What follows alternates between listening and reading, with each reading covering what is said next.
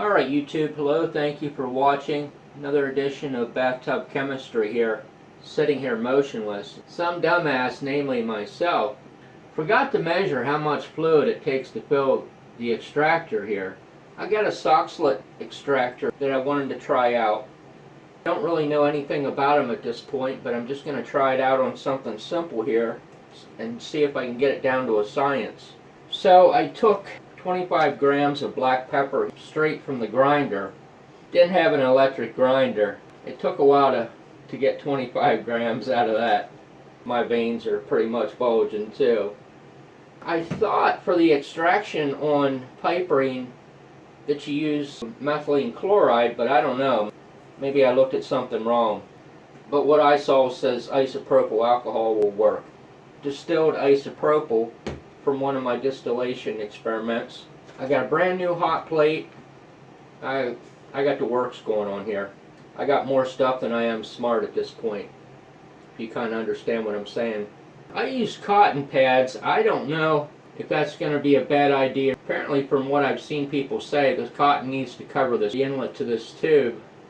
So I don't know. I actually have the part that sets into this that has the fritted glass filter in it. For whatever reason, I didn't stick it in there. So these here I got at the dollar store. They're the perfect size for that.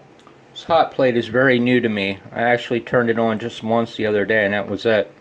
Something I've noticed about this, it seems like the stirring speed, there's like a delay or some amount of time that it takes for it to speed up. It's not instantaneous like the wire wound pot was on the Beavers there. Seems to be more electronically controlled in some way. I don't want to try to completely isolate the piperine today because I don't have all the stuff to do it. I'm not sure if I said that or not, but I just kind of want to check out this extractor to kind of get used to the process on it. I did see one video on this. Some guy had problems with it not emptying. For some reason, I don't know, when it got up to like this point on the tube, it didn't flow over and drain the contents here. I will say this as well, when I got this soxhlet extractor out of the box, I thought, this thing is huge. It's not messing around. That's probably the best I can put it. And probably what I should have did was just took my crystallization dish, because you know I kind of went through this before and people gave me some helpful hints. I probably should have just put a dish on there and put some water or some oil or something in it and set that flat bottom flask on top of that to try to get better heat transfer. You know, I would have thought that I would have learned that lesson by now, but I'm just not sure about this. I mean, in my other videos I kind of paid attention to what everybody was telling me, and they said you don't need to seal the joints. So you know, it didn't make sense to me to put grease on these joints when the alcohol is just going to dissolve it. So I don't know if there's going to be any vapor leakage or not. What I had heard that seemed to really make sense to me was they said that the joints will seal on their own. I'm not sure if that happens with everything. I mean, you can tell that this one here is wet as can be inside. This one here kind of looks like it might be too. You know, it was either that or the old Teflon tape. Worst case scenario is nothing will happen and I'll tear it all down and know better the next time. Now, I do kind of notice something forming in here. Maybe that's a good sign. Yeah, I'm not looking for mega results here. Like I said, I don't even have everything that I need. Looks like maybe what was in here spilled over and ran down in here. Now, one thing I didn't do is I didn't put cotton on top of this. I don't quite understand why you need cotton on top of this, to be honest with you, so I hope I'm not doing something stupid here. There we go, first drop. I'm like a kid in a candy store. If this isn't flashing hot here, scrolling kind of off and on, it's not heating at that point. I just jacked it up. Yeah, it seemed to be that age-old problem with me. Not enough temperature on the hot plate. I seem to have that problem. Now we got something happening. I remember what that nice guy told me in a comment there a while back. I think he was trying to tell me in a very nice way hey man, stop being stupid and crank that stinking hot plate up. I could be wrong, but I think that's what he was saying to me. So we got something condensing now, that's for sure. Yeah, I kind of think I made a mistake here. I've lost too much solvent. I think that's going to be a huge problem for me. And I'm not sure where it went. I mean, there's only really 3 possibilities: out of the top of the condenser, out of one of the necks. Can't afford to lose any more solvent than that. Another thing I found too is this condenser has to be very cold. Much colder than what I anticipated, it seems. I'm not sure why that is. In my other like 2 or 3 tries of distillations, I kind of came to the conclusion in the distillations that the temperature of that condenser didn't have to be super cold in order to condense well.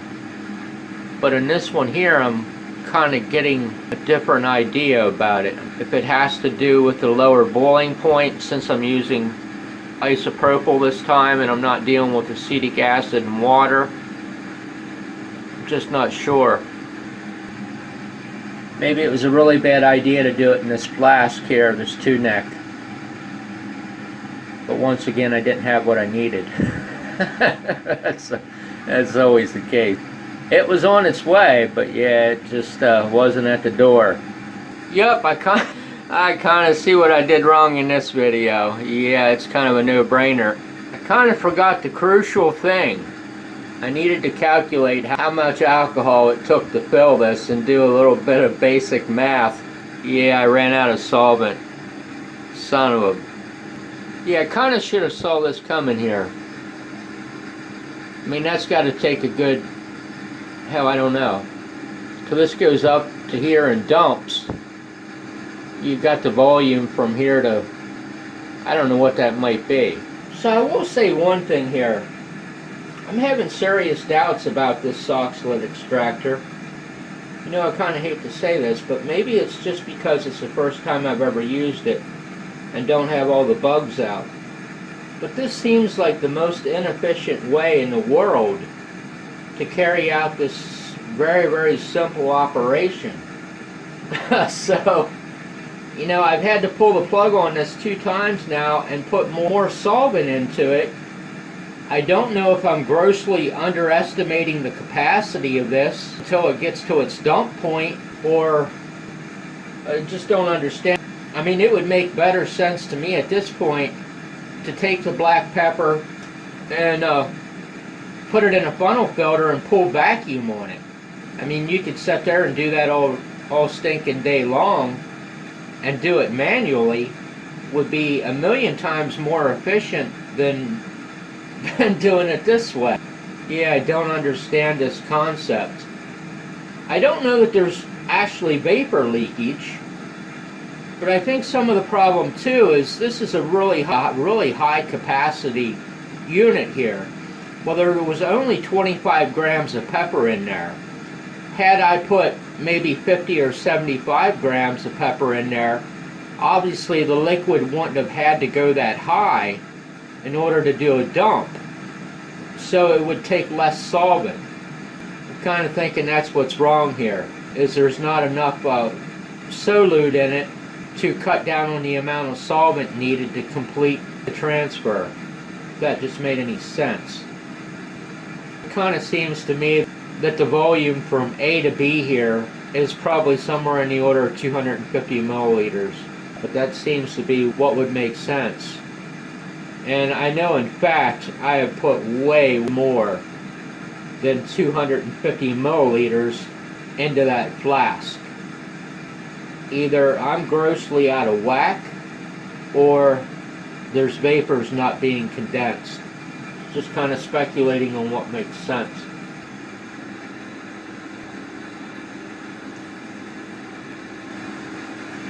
I can't really make sense of this drop when it comes down. It almost looks like, well, actually you can see that pretty good on camera. Right there. It almost looks like there's something with 2 different densities mixing. I don't know, that's just, I don't understand how that could be possible. But if you look at it from the side, you can see it drop down in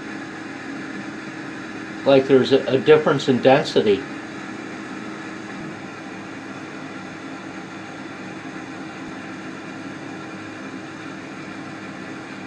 Well, maybe it's not plugged.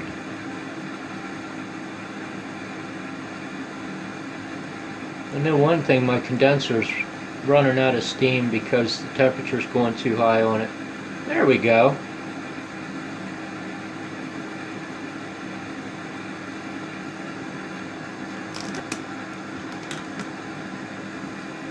There it dumped.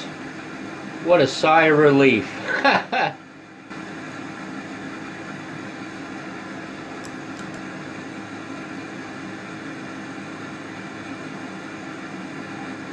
That thing needed a good enema. It was all backed up. It sat there for about 3 hours just sitting in alcohol because I couldn't get enough alcohol in it to fill it up to dump. I don't know if I got enough energy for another run of this. Holy cow. This thing here sucked the resources right out of me on this. I never expected it would be this much to get to a point in which I got one dump on this. Seems like 3 hours. It is a super cool concept, but it's very inefficient considering what action gets carried out.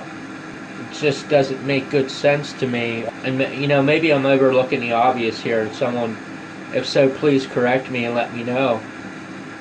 But it doesn't seem right. You got 3 hour usage, electric usage on a pump. You got 2 bags of ice. You got babysitting a hot plate that's consuming electricity. So when you factor all that stuff into it, that's why I say this thing doesn't seem like it's very efficient, because it takes more going into it than kind of what I see coming out of it. I think some of the problem was I just didn't have enough material in here. Had I had the material in there, it wouldn't have had to push quite as much liquid up there. I don't know, but we'll try to run it again and just see what happens. Yeah, kind of my guess here in thinking is, since this pepper sat in that isopropyl for virtually 3 hours before I was able to get this to dump, it kind of stands to reason that a majority of the piperine came over in the first dump. Whether or not any more will come over in a second round, I don't know, but I'll go ahead and try it and see what happens. You know, this is kind of mixed granules here. Some of it's a little towards the coarse side, some of it's a little towards the fine side. You know, that's a factor in it as well, certainly. Yeah, my theory was kind of right. It actually fills up much faster the second time because the pepper's not dry anymore. So we'll need less fluid to fill this up.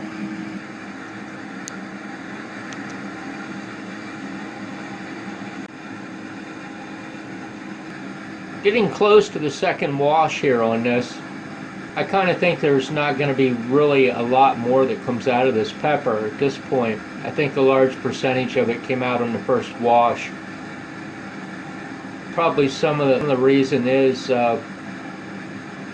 it may not have been ground fine enough, so everything that was fine may have washed out, with the coarse kind of remaining there. I think this is a large scale extractor, and I think that's kind of some of what's happening here, is that there just simply wasn't enough material in the extractor. The more material you have in there, the faster the fill times are going to be on it. There was a very significant difference between the first dump and the second fill on it. Actually a huge difference in the amount of time it took, because the pepper was already wet, so it didn't have to put as much liquid in. Some of it's starting to run down. I didn't notice that the first time around. It kind of all dumped at once, but once it gets up to there, there's a trickle going over. I don't know why it's doing it like that. And it's definitely not wanting to dump. it's dripping out here at the same rate that it's basically dripping in, so it's never going to dump. Can't imagine the filter's clogged after the first wash, but because the first time it dumped, this level here rose up probably like a 1/4 inch or so above this level right here. That's never going to happen now. Yeah, the only thing I know is that the first layer of cotton is clogged. So back to what I was saying about this, it doesn't really seem like this is an extremely viable thing here to run this process over and over, because it's not really efficient in my terms of the word efficiency. But I mean, even so, I mean, right there you just see there is no way you could constantly not babysit this and get this to keep recirculating in a way where it would be meaningful, if that makes any sense. I mean, if you're going to have a filter plug up. So, hey, anyway, I appreciate you taking the time to watch my video today very much. Take care and have a great day.